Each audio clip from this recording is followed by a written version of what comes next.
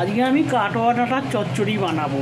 তার জন্যে কেটে রেখেছি কাটোয়া ডাঁটা, বেগুন, আলু, কুমড়ো, কচু, বড়ি ভেজে রেখেছি আগে থেকে।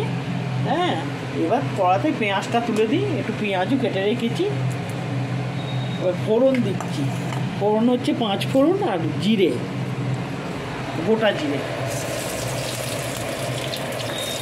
লঙ্কা, তেজপাতা,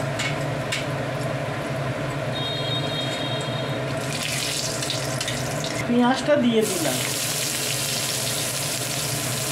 সবজিগুলো ঢেলে দিলাম সব একসঙ্গে।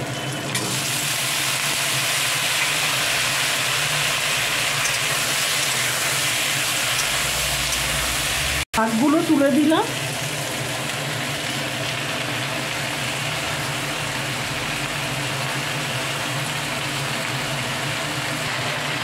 নুন, হলুদ, গুঁড়ো লঙ্কা, জিরে মশলাগুলো দিয়ে দিলাম।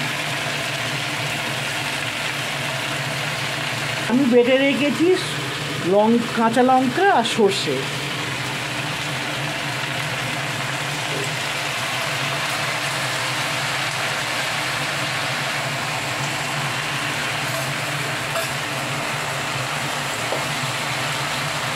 শাকটা একটু সেদ্ধ হয়ে গেলে তারপরে বড়ি ভাজাটা দিয়ে দেবো। মোটামুটি শাক সেদ্ধ হয়ে গেছে, একটু স্বাদ মতো চিনি দেবো।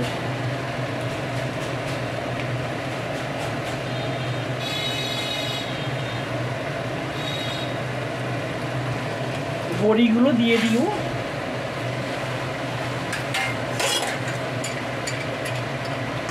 অল্প একটু সরষের তেল দিলে নামাবার সময় টেস্টটা খুব ভালো হয়।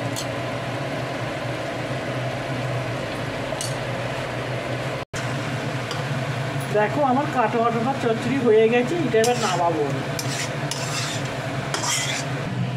দেখো বন্ধুরা, আমার কাটোয়া ডাঁটার চচ্চড়ি হয়ে গেছে। কেমন লাগলো জানাবে। হ্যাঁ।